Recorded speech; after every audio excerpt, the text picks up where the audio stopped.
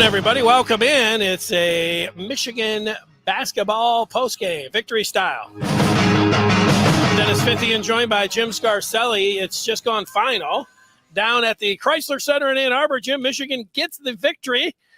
They come back from Carolina, and they lead by a bucket at the half. But unlike in the second half against North Carolina, it's Michigan that does the damage. They go on to a 14-point win, 72-58. A lot of things to talk about in a positive way here for the Wolverines. What jumped out to you? I think the big thing is coaching. I love it. Love seeing how our coaches made adjustments. You know, Denny, I coached a lot of sports for a long time, and you don't always get the kind of players to do the things you want to do. And sometimes you have to adjust your system. Sometimes you have to adjust what it is you want to do based on the talent you have. And I saw adjustments. We're going to be a pressing team. That's a good way to speed the game up, create some turnover. So we saw the press, and we had success with it. Full court press. Our defense is continuing to get better. We played a little more zone. I thought we rebound pretty good. Frankie Collins, boy, you're starting to see the athleticism. I saw him play in high school like 3 times, and I'm like, this kid's a freak athlete. You can see he's starting to get comfortable now, going to the hole. But I talked about we got to be a team to keep people under 62 points, and we did that today. But bottom line is, hey, anytime the shooting was there today, so we're feeling a whole lot more confident that people are going to have to defend the 3-point line against the Wolverines. Yeah, when you're knocking down the threes, it really does help you out. I don't know if Hunter Dickinson's going to be perfect from downtown every time he's out there, but that shot, 3 for 3, he's earned himself a couple more opportunities as it moves forward. Like, it was good to, think about expanding his range and everything else, but with the team not shooting good, then if he got in some kind of a slump, it was going to be like, no, we don't need you, these, jacking up threes, get down on the post. But, when you make them like this, you definitely can shoot some more. But I'm with you. Frankie Collins really was the story of this game to me. In the first half, he provided a spark. There was no doubt. He came in. He's a little jet. He just seems like he's making the right pass. He's driving and kicking. He's just got an energy about him when he's out there. Part of it, man, he's on the move, and his hair's flying around, and he's finding guys, and he definitely does provide a spark. I think the other ones, you mentioned the outside shooting. Caleb Houston, man, he was dropping them in, perfect in the first half. Ended up continue to drain them in the second half. 4 or 5 from downtown. That's what the doctor ordered, Scar. Yeah, confidence, man. That it's coming It's coming at the right time because we go to Nebraska. That's our next game, right, on the road. That's right. I believe Nebraska is our next game, and we need it. Nebraska's a good team, and it's coming at the right time. Our shooters are going to have a whole lot more confidence, and you heard it here first. Frankie Collins will start. I'm going to say within 4 more games, he will be a full-time starter. I just don't think. Look, the other guy is Jones is a good, smart player. He scored 20 points a game in that other league, but this is a different deal.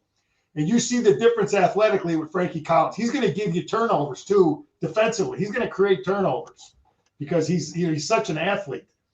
But yeah, Houston's confidence is going up. So that's a great thing, man. And Danny, the great thing about Hunter showing that he can make that 3, it's the same thing with Franz Wagner now again. Anytime you get your big guy away from the bucket at the 3-point line and they got to bring their shot blocker out there, now you can drive even easier to the hole. So that's a real good thing to show some type of a threat for Hunter out there. But yeah, a lot of positives today, man. Yeah, and you know what? When it comes to Hunter shooting the 3, it's like his shot looks pretty good. It's not like you look at it and you're like, ooh, that thing's ugly and it's going in. He shoots it with confidence, but I mean, it looks good. I mean, he looks like he's got nice forearm and rotation, and it splashes through there.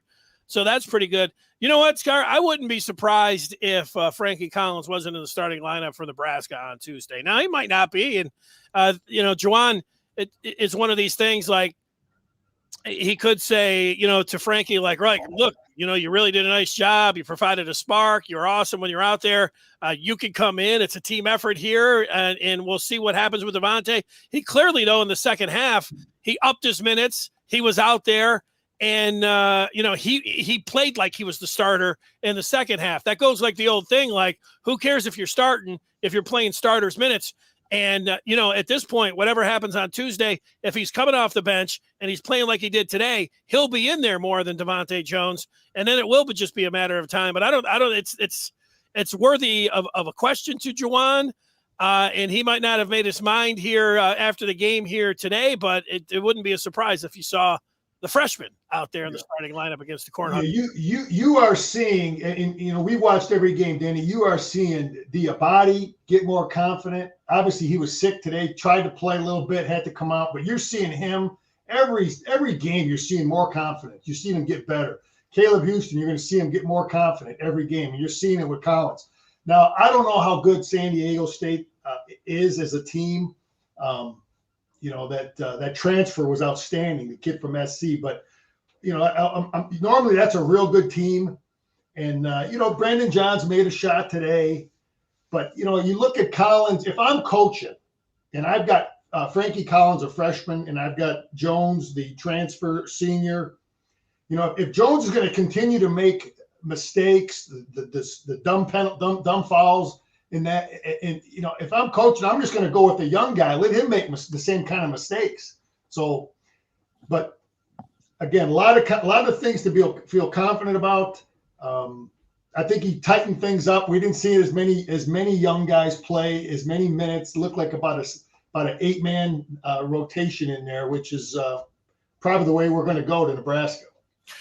Well, and to that point, Hunter Dickinson, he was only out for a couple seconds. I think he played the entire game, stand 1 minute. So, this was clearly important to Juwan and company to get back and to establish themselves to get a victory, to feel good heading into Big Ten play Tuesday. Nebraska, they tipped up their big season today on the road at Indiana. I was watching a little bit of that game right at noon. So they'll have a Big Ten game under their belt when they get back home to take on Michigan coming up on Tuesday. So, yeah, you're right about Diabate. I don't know if they said he was feeling sick heading in, or he just all of a sudden that's something that happened in the first half, but he left, didn't come out with the team in the second half. But the report is from Josh Henske, who's on the road to Indiana. He posted on the Maize and Blue Review that he hears that everything's okay there. So that's just something with a slight illness. So that's some good news there for Diabate. But yeah, the Dickinson is, you need him to be a star, but today it was Frankie Collins and then the other freshman, Caleb Houston. Caleb Houston, 4 or 5 from downtown. He also, he's not just a set shooter, stand out there, knock him down. He can put it on the floor. He can pass. So he's got a nice game. It's just coming along here. Hopefully it, just starts to blossom here. And it wouldn't be that big of a shock that if he plays more like today than he did, in a lot of the first games here. So that'd be good news. Yeah. His he can shoot the ball, and you're seeing the improvement fast with these young guys. Michigan is going to improve fast. You want to play Michigan, you better get them early, because we are going to be a different team in about in about a month or so. But you know what I'm seeing different too, Denny?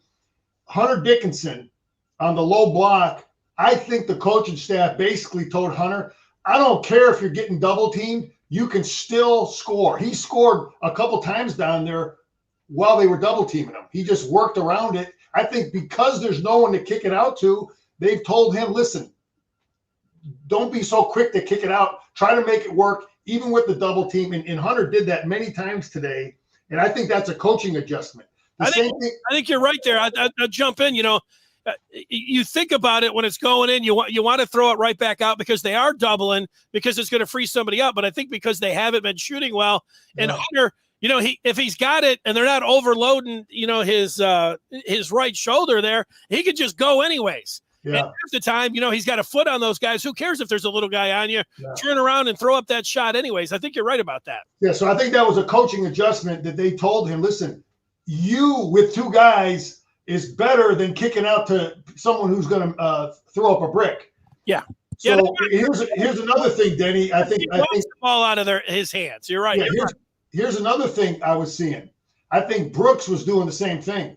Eli Brooks, we've watched him play for 4 years. When he drives and he draws defense, he's always quick to kick it out. He knows where people are on the 3-point line. I think you were seeing the same thing with Eli Brooks when he was driving. It's like, what's the point to kick it out? He was trying to finish, even when he was decently defended. And I think the coaching staff told both of those guys that you're going to have to think differently when you have the ball than you did in the past. So, but if we get Houston and those guys shooting, and if Brandon Johns can at least be 30%, if he can be a 30% 3-point shooter, and same with Terrence Williams, it's going to be a different team to defend. Yeah, and coming into this game just 29% from three. I mean, they got to get somewhere in the mid 30s, and if you're going to have the majority of your guys that are shooting, let it be Eli and let it be Caleb Houston, and then after that, I don't know who's their third best 3-point shooter. Are we talking about Hunter Dickinson now? I mean, it was today, but I don't know. After after Caleb and after Eli, who is that guy that you really feel comfortable? Johns, I thought maybe, especially in the short corner, that seems to be his shot, but he's just not like, and so expecting him to be a 40% for 3-point shooter, but like what you said, if you can just make a couple here or there, you don't have to sit out there and knock everyone down. Yeah. But if you shoot three and you hit one, all right, now you're talking. Now they're not just going to be able to completely play off of you, and that should be important. Yeah, I'm just frustrated. I don't like to beat up guys, because these guys are just college kids. But Brandon John. He's got to make his difference on the defensive end, blocking shots, playing great defense, getting loose balls, making smart passes. And there's just too many mental mistakes with him. He's got to get out of that funk, man. He's got to start playing like a senior. And you and I just talking about it now, but that's one of the biggest frustrations I have. It's not that he's not making shots. There's just a lot of, there's just too many mental mistakes with turnovers and charges and blocks. And he's got to get tightened up and get back to being confident. But yeah, I agree with you on that. I think sometimes over the years, it looks like he plays just a tick too fast.